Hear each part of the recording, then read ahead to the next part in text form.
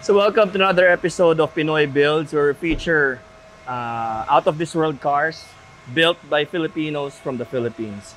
So andito tayo ngayon sa Flaker Tech sa Quezon City, where we'll be featuring two wild Type Rs.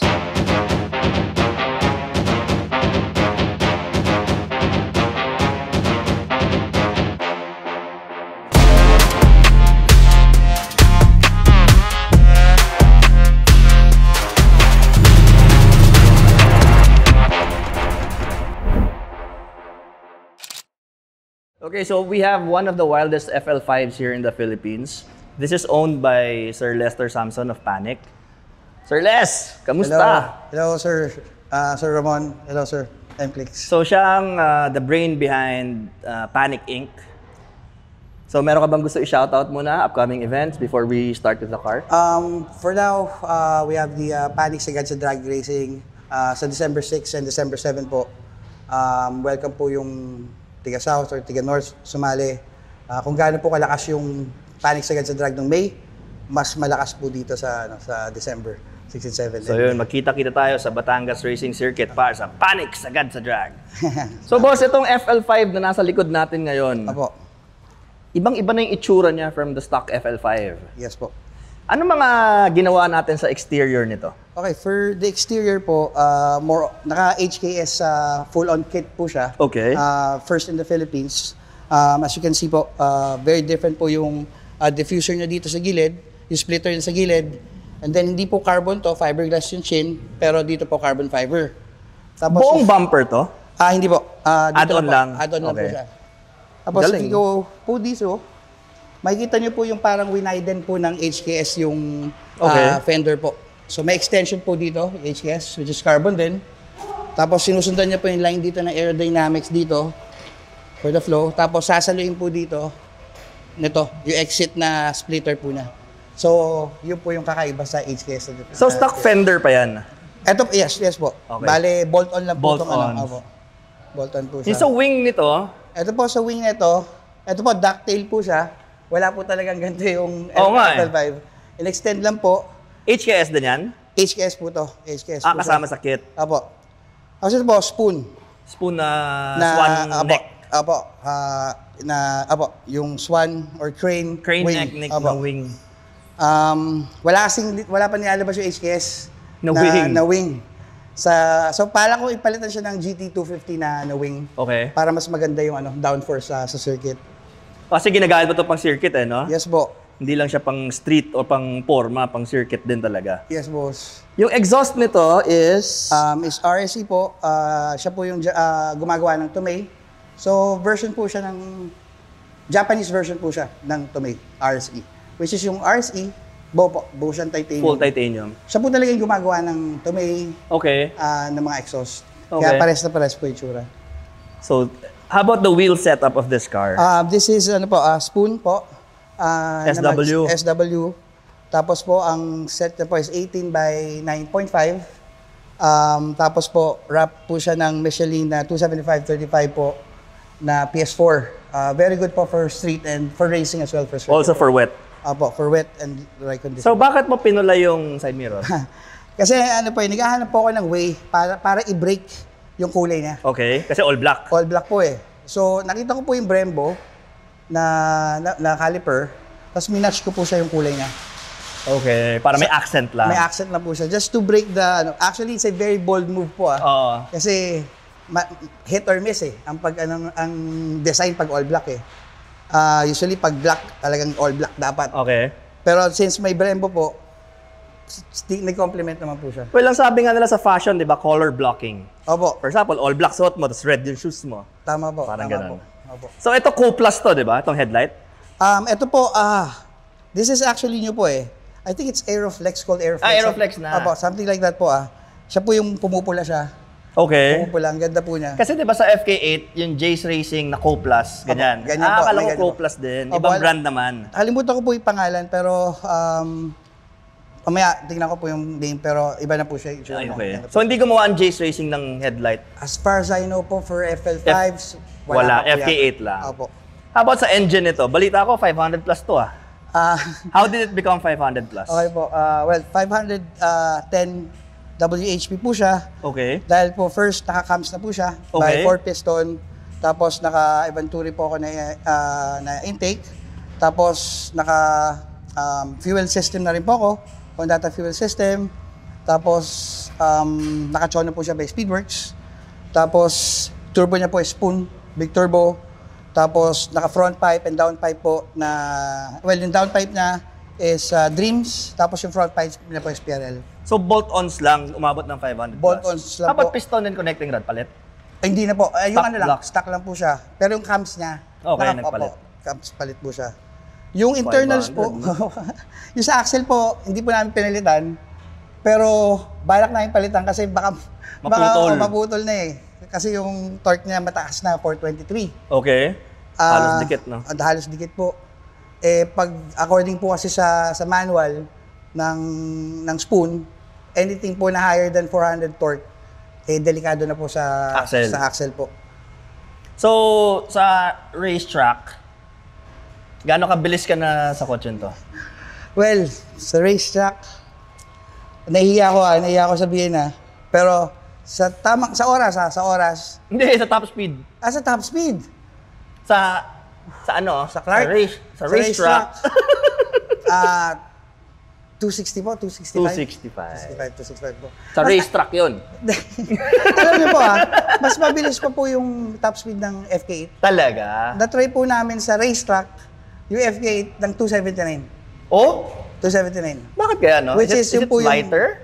I don't know, it has something to do with the components po siguro. Pero po, eto, 265, hirap na.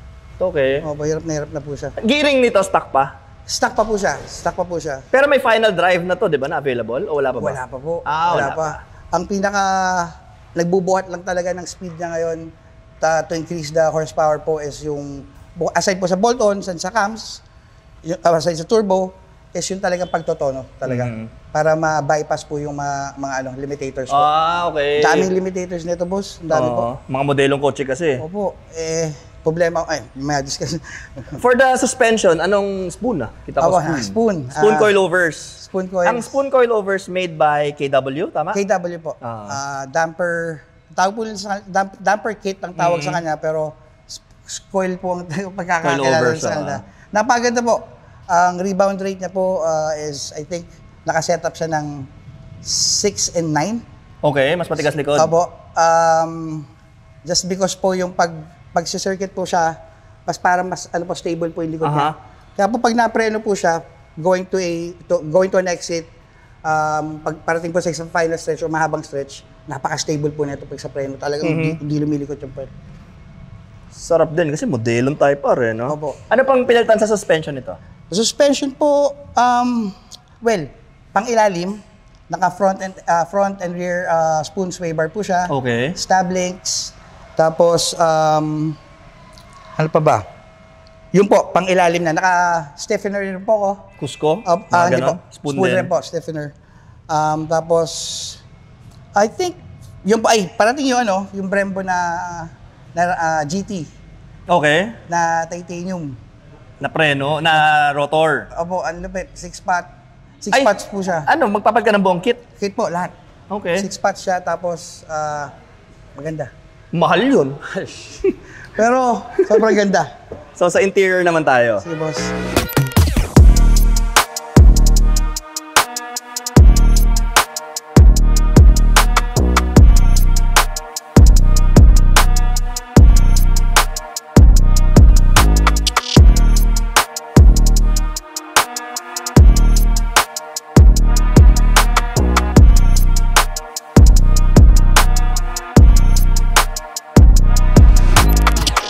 Sa interior naman, anong nagawa na natin? Okay po.